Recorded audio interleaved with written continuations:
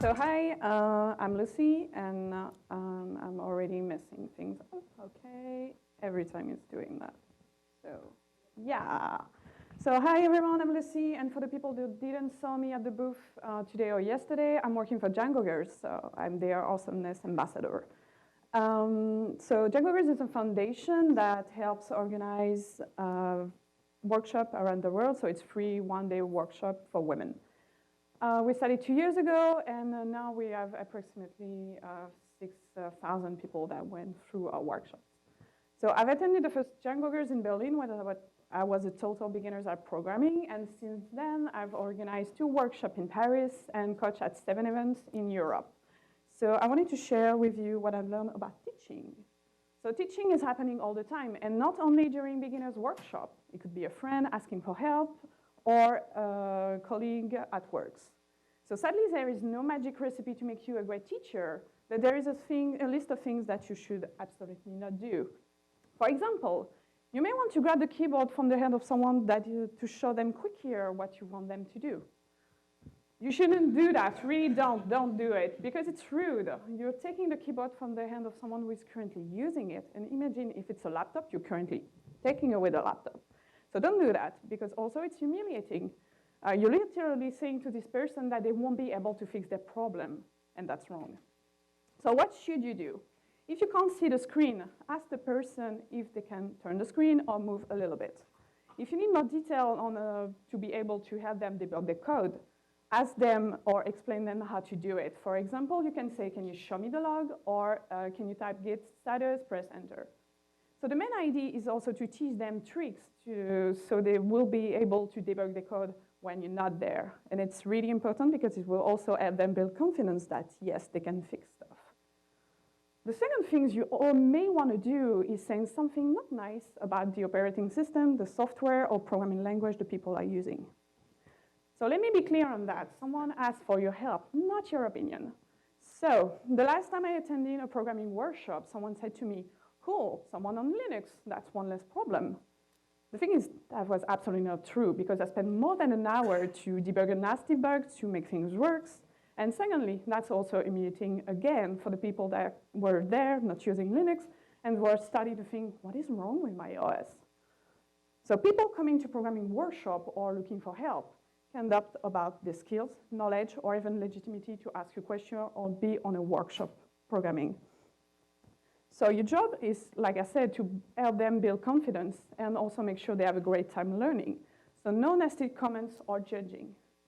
And by the way, don't even start about trolling with other attendees or learners, because you're not here to prove you're the biggest geek in this part of town. You're here, again, to help people learn something. So to resume, not taking the keyboard, not judging, not trolling. That's maybe a lot of downs. So what can you do? You can help them by building a friendly environment. So to do that, you must respect the person you're teaching to. So don't do sexist, racist, or ableist jokes. No, it's easy, my grandma could do it, or other subtleism. Try to also create a relation where they can feel they can ask questions. To do that, tell them that no, they won't bother you with all the questions because you're here to help them. Also, try to answer the question positively. You can say something like, it's a great question, I'm not sure, so let's check on the internet. And also, don't ever act surprised by the question, because they need to know that you won't judge them. Also, try to be in their shoes. Oops. Let's start again. So try to be in their shoes. Do not use jargon, or don't say things like, it's simple, you just have to do this. Because it's probably simple for you, but it may not be the case for the person you're teaching to. And finally, building a friendly environment also means checking if the person needs a break or it's getting frustrating. Most of the people I've taught during a beginner workshop tend to spend the whole day, including lunch, in front of the computer. So don't hesitate to invite them to take breaks. So be patient, encouraging, and remember that new learners can be slow, which can be really frustrating for you. Try to remember they're going through a lot. So be ready to repeat and expel things multiple times, and also tell them it's okay if they don't know everything. So be friendly, celebrate small and big victories, and don't ever show your frustration. Keep in mind that you're here to empower them. So if you want to know more about how to teach programming to someone, you can check our guide, coach.djangogirls.org, and I strongly invite you to go to Nicole Jam's talks tomorrow at 2:20. Thanks for your attention. I'll be talking about using ES6 SCSS in Django another way. So, do I start? You have 5 minutes. Begin. Yeah. Great, maybe even faster. So, I think some of you already know about Django compressor. It's Django application which provides you very nice asset management and static handling stuff. So I'm using it for a long time, and there is a way to use ES6 and SCSS in it, but you need to write some mapping between some stuff and node commands, so it's not very convenient. And I have made my little addition to Django compressor, which is called Django compressor toolkit. And let me just show you the results first. So here I created just during the last presentation one Django project. And we have two Django applications, base and up. So first, inside base, we have some basic stuff for ES6, for SCSS. And inside another application, we want to use it. We want to import from GS, from ES6, from another Django application, and same for SCSS. We want to have cross imports between Django applications, because I prefer to keep static inside Django apps, not in one separate folder. So now about installation. Yeah, you need to install the Python package, and then to configure it. A bit small screen. So here I just install my compressor toolkit.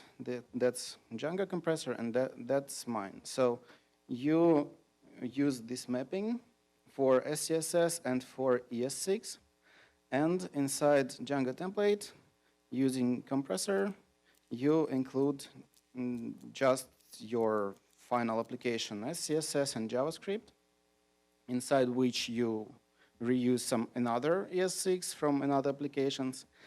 So that's the insides. And now, how does it work? Does it work at all? Yay, it works. The link is red, and ES6 is transpiled, compiled, merged, minified, and executed. And that's the great success. That's it. I suggest you to use it. Great, thanks. So yeah, my name is Tobias McNulty. I am the CEO at Cactus Group. We are a 30-person Django consultancy based in North Carolina. We have been using Django since 2007. And it's been a really huge part of our success. A number of our staff have contributed back to Django over the years, and this is my pitch to all of you to get involved and contribute. And to show you why I think that's important, I just want to start with a recent example. Oh boy. So raise your hands and keep them up. How many of you have used a model file field before? Okay, so a lot of people. And now if you've, keep them up, if you have, how many of you have used that to store a file field in a remote storage like S3 previously? So also a lot of people. And how many of you had to use the, did not have to use the Django documentation to do that? So how many of you were able to do that without using the Django docs? So, okay, so like maybe 2 or 3 people still had their hands up. So documentation, very important. A few months back, I was working to move content from a text field into a file field for a project. After reading through the Django docs like any number of times, I stumbled upon this Stack Overflow post here. You know, the post kind of shows a timeline of a conversation about file field. The first one, you know, says, what is the purpose of this file field open method? Somebody else 7 months later responds that, you know, the docs are a little bit misleading on that. About a year later, somebody commented, oh, somebody should really raise an issue on this. And then here I am, 2.5 years later, struggling through this, trying to figure out what is the purpose of this file field open method. And the docs are unchanged, and no issue was ever raised throughout the timeline on this point. So for those of you who may not be aware, Django has an excellent issue tracker at code.djangoproject.com. If you discover an issue in Django, even if you don't have time to dig into it then, take a few minutes to first search for the issue and make sure that it doesn't already exist. And then if it doesn't, file a simple report on that. So I did my due diligence and submitted that issue. A few weeks later, we had one of our quarterly ship it days at Cactus, and I spent a few hours working on this, and within that time was able to get a PR submitted to Django Master. And then, with some back and forth and code review about 3 weeks later, it's not something that you can kind of expect to get in immediately, but within 3 weeks, this really tiny change to the documentation that I had was merged into Django core. And I think this is a really minor change. If this is helpful to at least one other person in the future, I will feel like that investment of my time was worthwhile. And I also think it's important to note that this is really just one tiny, tiny change in the history of literally thousands of patches that have helped make Django what it is today. So speaking of thousands of patches, why do all of these people volunteer their time and energy to contribute to Django core? For those new to Django, it's a great opportunity to learn and dig into how Django works. You also get free expert code reviews from some of the most knowledgeable people in the community, many of whom are here at the conference this week. You get to feel good, not only about creating something, but also, about being part of this community. And, lastly, of course, contributions to open source projects, however small, can help improve your credentials when applying to jobs. If I've piqued your curiosity and you're wondering where to start, Django has really good docs on contributing, but those docs, like everything else, could always be improved as well. So as you get started, trying to set up the unit test suite for the first time, for example, use that as kind of a case study to think through what's working and what's not working. Maybe you discover a platform issue that's specific to your OS. On the subject of documentation, I was talking to Tim Graham yesterday, the Django fellow, and he mentioned that his entire first year of Django contributions was nothing but documentation fixes. I think that's incredible. And no matter sort of how good Django's docs are, they can always be improved. And there's 2 IRC channels. I think the Django Sprint one will be the one that we're using this week. There are also, there's an issue tracker I mentioned earlier. There are. Do I get extra time? This week there are 2 types of Django sprints. Tim Graham is running an informal one in the MBA lounge upstairs. It's a little study alcove just to the left as you come in. It took me a while to find it, and then Thursday and Friday will be the sprint. So thanks very much, and hope to see you around the conference. All right, so hi, I'm Kenneth Love. My day job is teaching Python and Django. I get to do it all through video and online, which is kind of cool. Means I don't get a lot of feedback right away, but it's still neat. So for the past couple of years, I've been doing this, and I've had hundreds, thousands of students around the world. I've picked up a couple of things that I think are handy for teaching, so I'm going to share this. I overlapped with Lucy. We should have collaborated. First of all, though, I'm not an expert. I very well might be wrong. So if I am, tell me so that I'll get better. But if I'm not wrong, cool, I lucked into something good. All right, so as a teacher, as a developer trying to teach, one of the problems is that you know too much. So you've solved problems. You've encountered all these errors, bugs. You've read documentation. You've gotten onto IRC, which is really hard for people now. You've gotten over your imposter syndrome, at least slightly, right? I mean, I still get nervous about teaching. I've been doing it for 2 years. I put out 30 courses in 2 years, and I'm still very nervous about teaching people. I'm a bit nervous right now even, and I know most of you. Beginners don't have any of those advantages, though. They're full of these unknown unknowns. They don't know what they don't know. They don't know how to find out what they don't know. They don't know any of this stuff. That's why they're beginners. That's why they're coming to you to teach them stuff. And as part of the whole XenoPython thing, you remember how in the face of uncertainty, you resist the urge to guess? So you have to kind of resist that. You have to try to guess what they don't know, but find out if you can. Anyway, let's go back to the beginner mindset. This is what you need to get. You've got to bring yourself back to where they are. So where were you 10 years ago, 5 years ago, 6 months ago? If you only have the model.objects.all query and a for loop, how would you then filter down the records that have a certain PK or a certain username, right? Because lots of times they only have those two tools. They know they have those two. They know both of those, but they can't figure out the other stuff, or they haven't been told. So when you're teaching, try to answer 3 questions. Tell them what you're going to do, what that problem solves.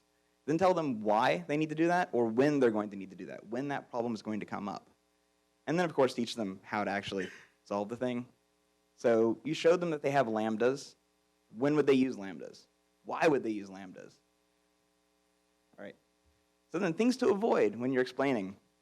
Try to avoid using the word easy, because things aren't easy to beginners. Try to avoid simple, because things aren't simple.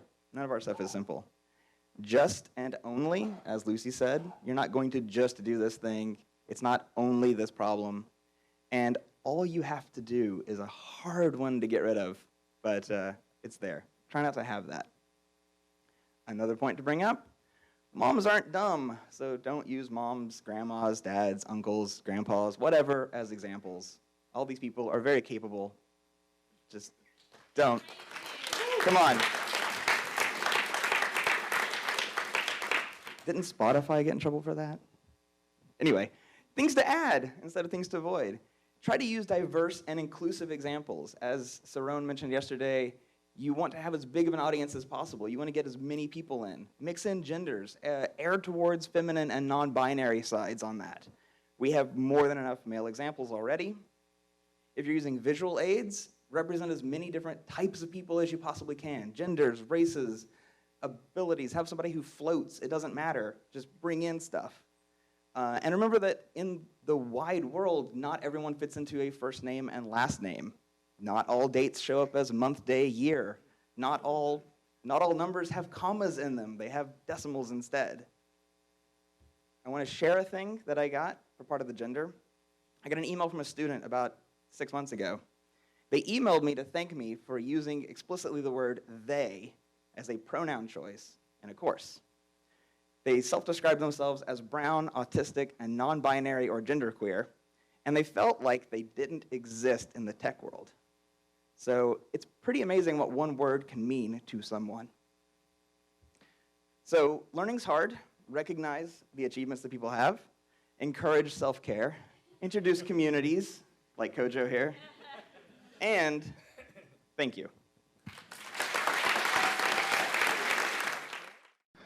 Okay, thank you. This has my Twitter handle if you want to follow me or not. A couple things that you kind of need to basically follow along here is we use message-oriented middleware, specifically RabbitMQ, for a lot of our asynchronous tasks and scheduled jobs. And this will communicate with celery queues and exchanges that we have set up. And also just general basic familiarity with PDB. I would love to go into more detail on those topics, but I can't. So Celery has this really cool feature that I stumbled upon, and it's called RDB. And it basically is very similar to how you would use PDB's set trace inside your code. You just sprinkle it in where you think you're having a problem, and it will give you access to the code at runtime.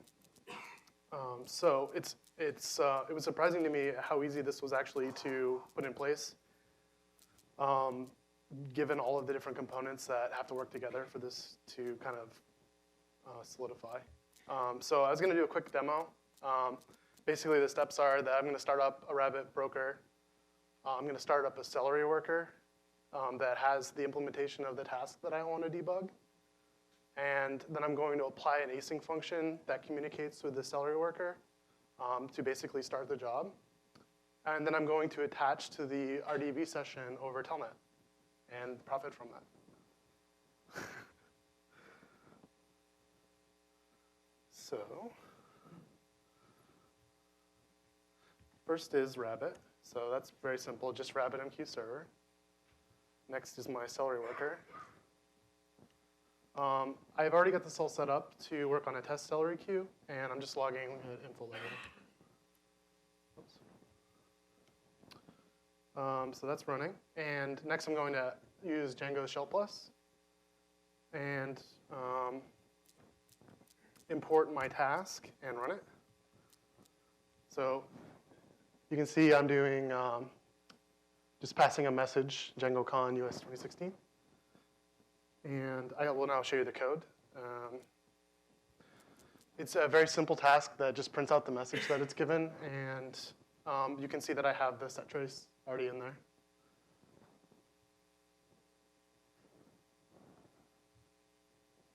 So you'll see back in my my worker, it's now waiting for a connection from my telnet. So it has the port which is now 6905. And there I am. I'm in PDB. And you have, I'll make that bigger. You have basically all of the things that you would normally have from PDB. You would have, list, help, step, next, that sort of thing. So I'm just going to continue here, and you can see that it will then print out my message in the log for hello, DjangoCon. Thank you. So I'm here my name is Ola, probably know that. And for the last couple of months, I've been working with the TSF Code of Conduct Committee. And today we are announcing quite an exciting thing for us. Already Paul Hallett, one of our other members, already did at EuroPython, which was like an hour ago. So we are synchronizing today. And so we've been working for a couple of weeks now. And so I'm going to tell you about what we've been working on and what we do. So let's start with what we do. So the DSF Code of Conduct Committee's job is just a group of people whose job is to make sure that Django community provides a harassment-free experience for everyone involved. We deal with and keep record of code of conduct violations, as well as provide support for conference organizers, for moderators of Django online spaces like Reddit or mailing lists, and to help them keep their members safe. So we're currently 7 people scattered across the world. We've got members in Australia and Europe, Africa, and States, and it makes arranging meetings very fun. We had one at 8 a.m. today. So today I would like to tell you a little bit about the thing we've been working on for the last couple of weeks, which is making our internal documentation existing at all and then making it public today.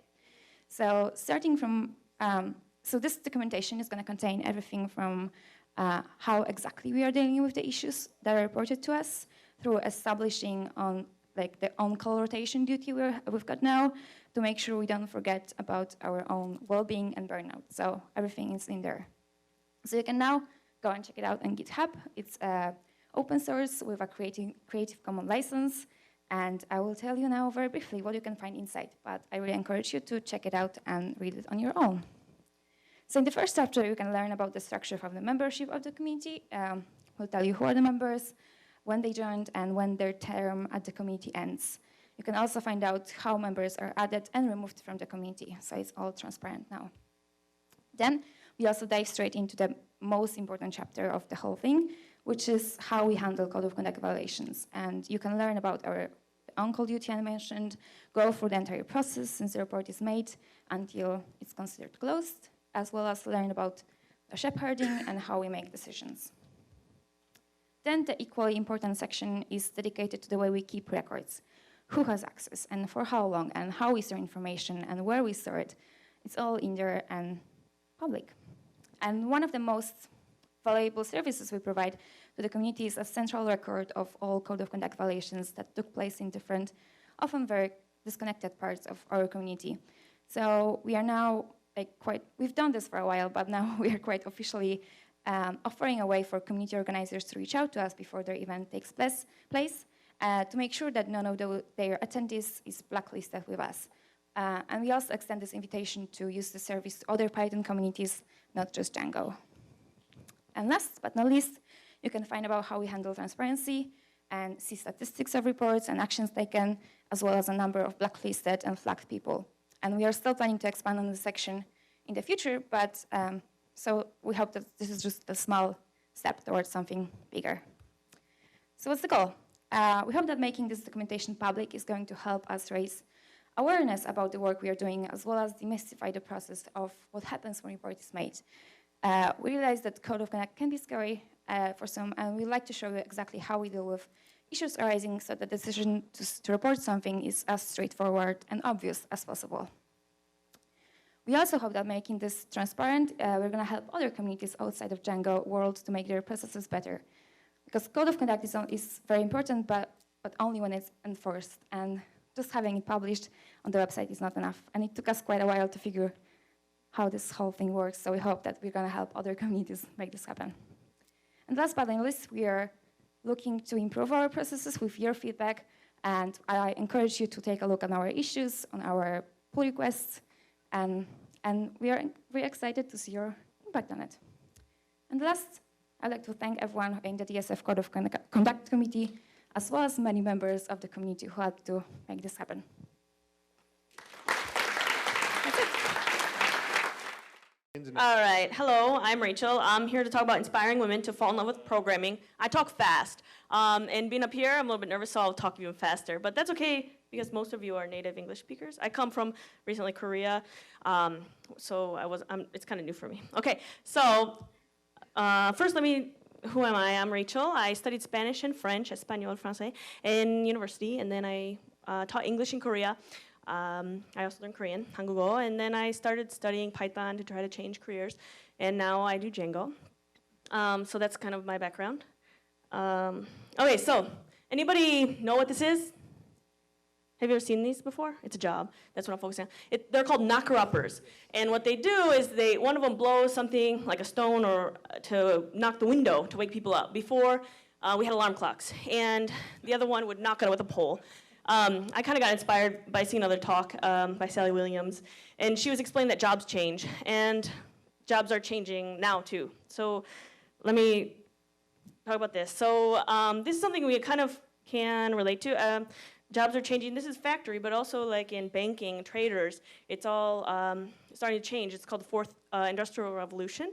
And so let's take a look here. The WEF in January of this year put out a report in 5 years, not like 20 years from now, it's 5 years, 7 million jobs will disappear, and only 2 million will be replaced. And this number is because smart technology, robots, etc., but this number will disproportionately affect women because, for example, if this continues, 4 jobs that men will lose, only 1 will be replaced, but for women, 20 jobs that will be lost, only 1 will be replaced. So that's why it's really important to get more women, not just in the schools and start education, but now, okay? And it's not just programming, it's CS plus X. I'm sure some of you have heard of this, but it's, CS plus fashion, CS plus education, CS plus medicine. It's not a separate field, they're all going to be combined. Okay, so, and how can we do that? I'm sure you guys have heard this, Django Girls a lot recently, and that's kind of where I come from. Django Girls chapter in Seoul, and Django Girls is a one-day workshop to inspire women to fall in love with programming. So what I want to talk today is about what's next. This is our workshop in Seoul. Last year was the first. What our goal is and what I hope to achieve is not just inspiring women, but supporting them on their next step. So after they're inspired, what do they do? In Seoul, we have a curriculum, first workshop, and then code camps. And we have a 2-month code camp to go back to the basics and learn Python and Django, HTML, CSS. And then we do 2-month base code camp. It's all free and with sponsor support that will focus on making your own project. So you've learned it, now do something with it. And that's the best way to learn it. All right, and here we have, if you go to our website, djangogirlsseoul.org, you can see a bunch, about 15 projects came out of that. Websites, online, and we even had 1 Android app. We also did a lot of community events, workshops, regular study meetups on the weekends. So I want to encourage other cities and other Django Girls communities, or you can start your own, to continue education after the workshop. All right, and we learn by doing and master by teaching. We're working on a nonprofit website. I'd like some help if you could, because our members are all contributing, myself included. This was a participant. She became a coach the next time around, master by teaching. So how can you contribute? You can be a coach or an organizer in your own city. You can offer sponsorship for our events. You can offer scholarships to your events or other workshops. Also contribute, djangogirls.org/contribute. You can find other ways to contribute. Or GitHub, Django Girls Code Camp. There's a Light Leadership nonprofit project for a school in Peru we're making. And also, we're trying to develop a curriculum for supporting women after the workshop. So I hope I inspired you to help us inspire women to fall in love with the program. Thank you. So I wanted to start off today, and I have some notes, but I'm going to try to not look at or follow them very much. Who in the room has used Docker before? I just see a show of hands. So I see some hands not up. That's good. Some of you will not know that I don't know what I'm doing. So I just want to also disclaim, none of the code I'm using today is mine, because then it really wouldn't work. Like, really wouldn't work. So if you haven't used this, I'm not going to teach you anything today. You're just going to see me use Docker. But what I'm really hoping is that it inspires you to try using it, because it's an amazing tool, and I love using it daily. And I try to tell everyone who hasn't used it before that they should get out there and try using it. So this is me at Joe Cronyn, and I work for CashStar in Portland, Maine. So first off, does installing dependencies ever make you feel like this? I know I've been in a few situations. This was my first Django shop working at CashStar, and I think I spent about a month installing things and figuring out, like, oh, I'm missing another system requirement. Oh, I'm missing another system requirement. And it was just really kind of a pain to get up and running. So fear dependency, hell no more. Because with Docker, all things are possible. You don't need to install anything. So regardless of what operating system you're on, it's now supported on Mac OS X. It's supported in Windows, supported in Linux. So really, no matter what you're running, it's a great tool to have. And it's time for our first demo. So let's see if I can fall flat on my face really quick. What I'm going to do is I'm actually going to start a brand new project. So we're going to do Django admin start project. And can you see that on the big screen, everybody? Is that? Okay. New project. All right, so we're going to go into new project. I'm going to create a requirements.txt file. I'm going to put Django in it. And save that.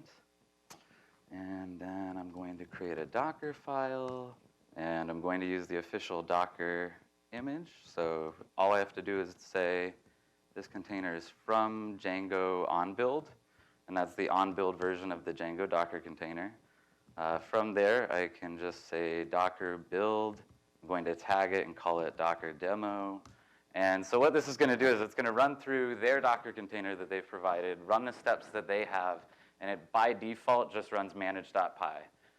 So basically, it's going to do everything for me. I didn't have to write any code.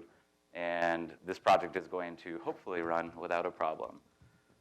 So now I'm going to run my Docker demo. And of course it fails because I still have something running. So 1 second, get rid of those. All right, so my Docker demo is up and running. As you can see, it kind of looks like it's just hanging, but that's because I didn't attach to or watch what's going on in the container whatsoever. We'll print out the standard out from the Django website. And so what I'm going to do now is open that up. And you can say, it worked. So 1 of 2. Really going to try to race through. How am I doing on time?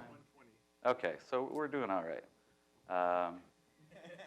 The second one is actually a little bit faster. So quickly, but wait, there's more. If you've used Docker, have you used Docker Compose? OK, so if you haven't used Docker Compose, basically it's an easy way to have an entire configuration file that says run this way, run that this way. You can have your database, your app, your everything all configured, pre-configured. Yeah, I can do all of this with one command. Whoa. All right, so we're going to go ahead and try this now and go back out and yeah, thank you. I'll just go back in with something different. No. Oh, good call. The nerves are getting to me. So Docker composing Django, and I'm just going to run Docker compose up. Now I've already downloaded all of the files from before, which is why you're not standing here for 20 minutes watching things download. I figured that would probably be a good idea. So it's up, it's running. We're going to go to localhost 80 for this one. And I have a website. So this is running a database. It's running Django. It's fully functional, and it took me 1 command and 15 seconds to run. So if you've never used it before, I highly recommend going and taking a look, and thank you all very much. Well done, sir. Well done. Well, just keep them open.